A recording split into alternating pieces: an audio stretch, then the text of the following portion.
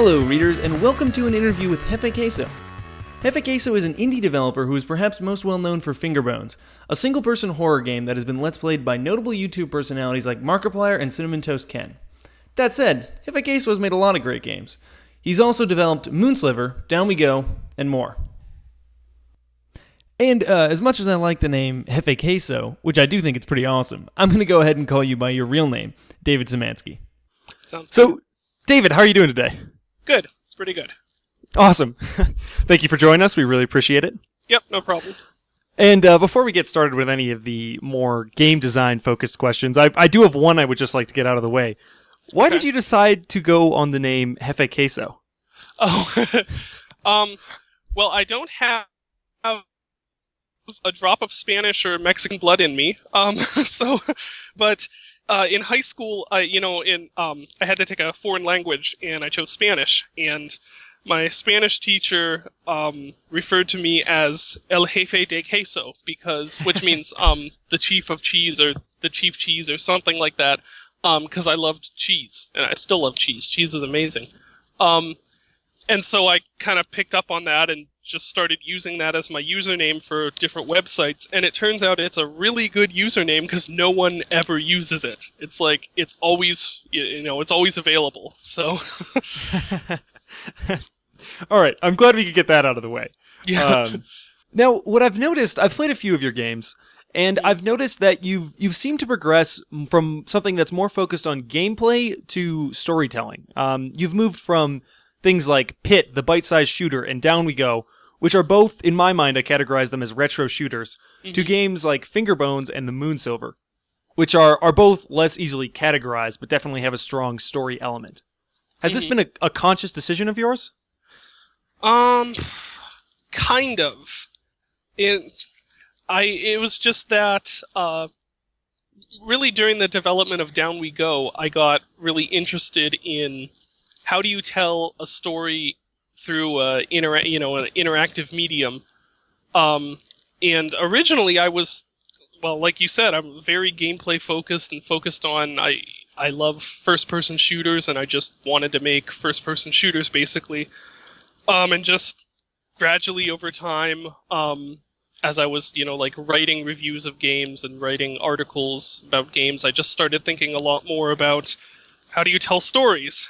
And so then when I decided to switch over to Unity, I was like, well, maybe I'll try making my own story-focused game, because, that lets me learn the engine and the basics of how Unity works without really having to do anything really mechanically intensive. So that led to Fingerbones, and then, Fingerbones led directly to the Sliver. One of the things I actually like about both Fingerbones and the Sliver, and I apologize, I may have said the Silver earlier. I think that's okay. In hindsight, it was a bad title because it's so easy to mistake that for silver instead of sliver. Yeah, most of the Let's Plays that I've seen do that. Yeah. But one of the things I like about both of those games is the way you eschew traditional jump scares. Fingerbones, in my mind, is definitely a horror game, and the Sliver has elements of horror. But in both of them, you decided to avoid jump scares. Why did you go about doing that?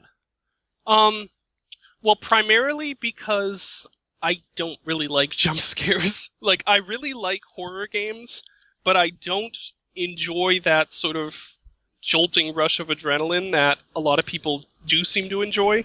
I don't actually get any enjoyment out of that. To me, that's just unpleasant and not really interesting in any way.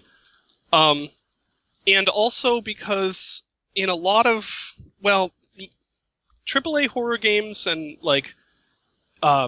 bigger horror games too, but mostly in a lot of indie horror games, the focus is very much on just being a vehicle for jump scares, kind of being a vehicle for Let's Players to react to them, and I don't really enjoy that so much, and I wanted to do something that was a little more, creepy or psychological and gets under your skin, more like that.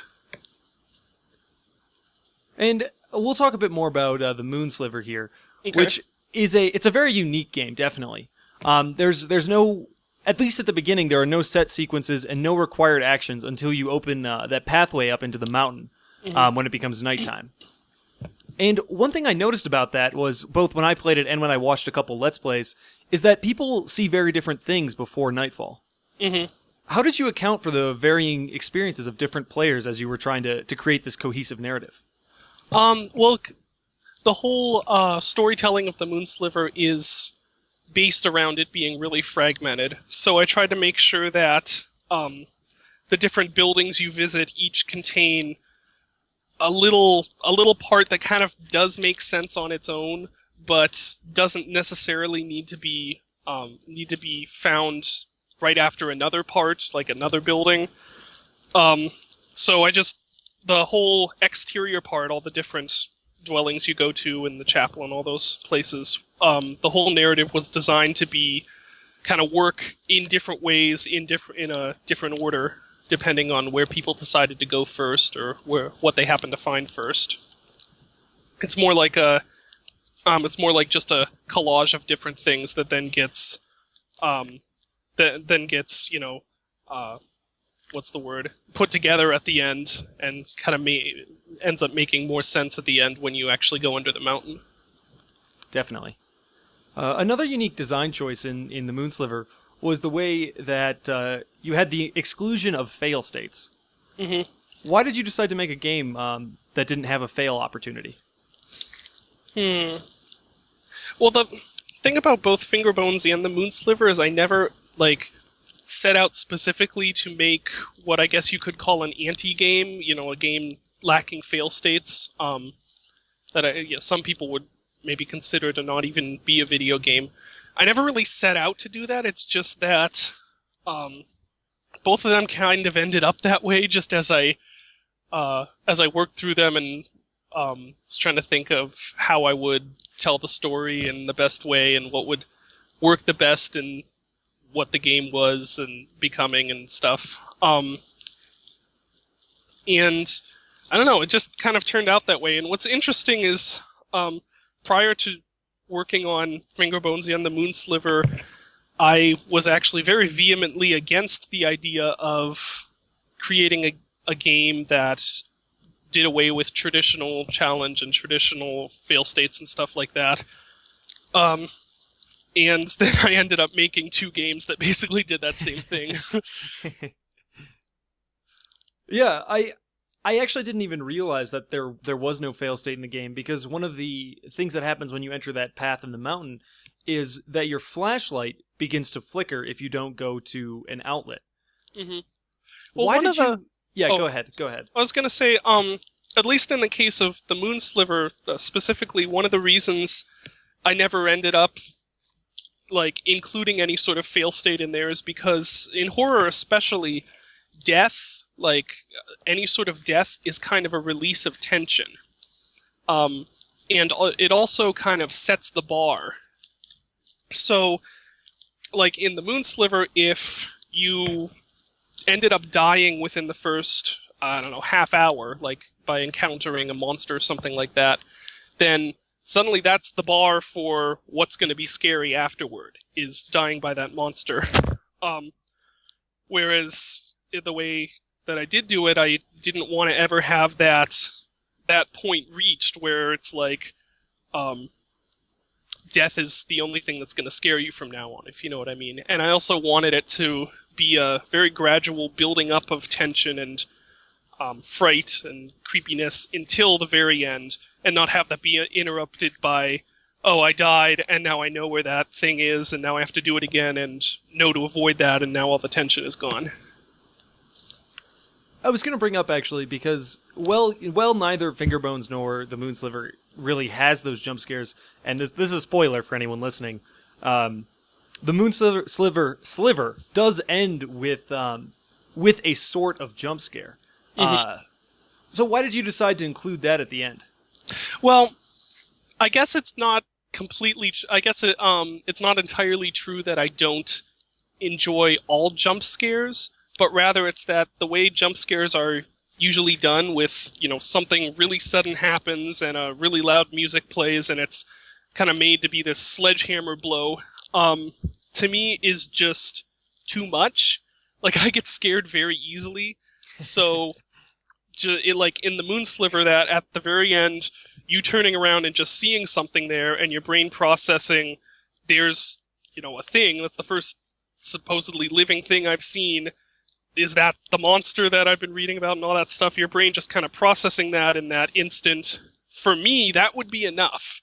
That'd be enough to kind of get that little rush of adrenaline, and that's all I'd really need without the music and the suddenness to drive it home. Because, as much as jump scares are kind of a cheap way of scaring people in horror, they are an integral part of horror, and they can be executed well and fit into horror well if they're done well. I absolutely agree.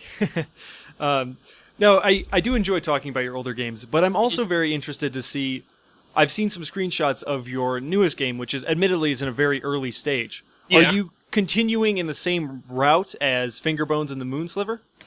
Well, one thing I want to do is, because I feel that both Fingerbones and the Moon Sliver, they're obviously not perfect, and I feel that one of the big things that I didn't do well in them was they don't rely on interaction enough to tell the story. Like, in the Moon Sliver, I do feel that exploring a place and just being free to walk around and poke into wherever you want to and uncover the story in whatever order, I do feel that that's a engaging form of gameplay. But at the same time, the player kind of being not really an active participant in the narrative and not really doing anything interactive that's particularly engaging isn't necessarily making the best use of video games as an artistic medium. So in this next game, I've got some ideas of what I want to do, but nothing really concrete yet, so I don't want to, promise anything. But I do kind of want to focus on that and try to work interaction in with my storytelling a little bit more, kind of go in that direction. Awesome. Well, thank you for talking with us today. I just have one last question. Okay. And that is, what advice would you give for someone who's starting out as an indie developer? Well, the advice I always give to people who are just starting out with game design in general or starting out with programming is every project will take longer than you think it will, even if you factor in the fact that every project will take longer than you think it will. Or every project will be bigger than you think it will be. And this is after, I've been programming for a long time now, like probably 12 years now. I started when I was in elementary school, and I still never successfully estimate how long or how big a project is going to be. And then I guess the other bit of advice that I found, I'm still decidedly on the mid to lower tier of, more like lower tier of indie development. I'm not, raking in thousands of dollars on a game, and there's not a lot of people that really know about me, but I've gotten significantly more exposure after releasing Fingerbones and the Moon Sliver, in this past year than I ever did in the previous decade or more. And the reason for that is because with Fingerbones especially, I really pushed it.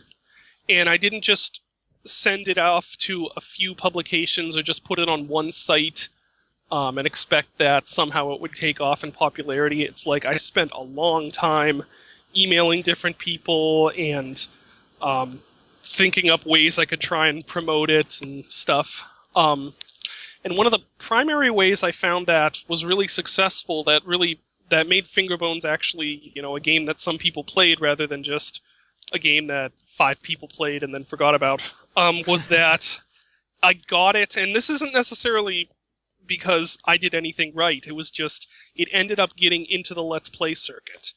And Yamimosh played it, and then Red Wolf Gamer played it, or I know Markiplier. Yeah, and then Markiplier well. played it, and that was really the watershed moment, because once Markiplier plays something, then everyone else is seeing that. And I still sometimes go on YouTube and do a search, and it's like, oh, there's a brand new Let's Play of Fingerbones. It's only somebody with 10 subscribers, and it's gotten like 1 view, but still, I got it into that Let's Play circuit somehow, and it that's how it took off. And I would suggest that even though like Fingerbones and the Moon Sliver are both very narrative-focused games, and you could argue that anyone who watches a Let's Play is spoiling the game for themselves, and they're not actually going to go play it for themselves. It's like, if you're just starting off and no one knows about you, then try and get your game to a Let's Player. Try and get anybody to play it, because that's free exposure, basically. It's free advertisement, and that's, that is a very valuable thing. Awesome. Well, thank you so much for joining us today. Yep. And I just wanted to say to anyone who is watching this video instead of reading the transcription, please like it. Really helps it, boost it up in the search engines. And if you're interested in more interviews with indie developers, feel free to subscribe. Thanks so much, everyone, and I will talk to you next time.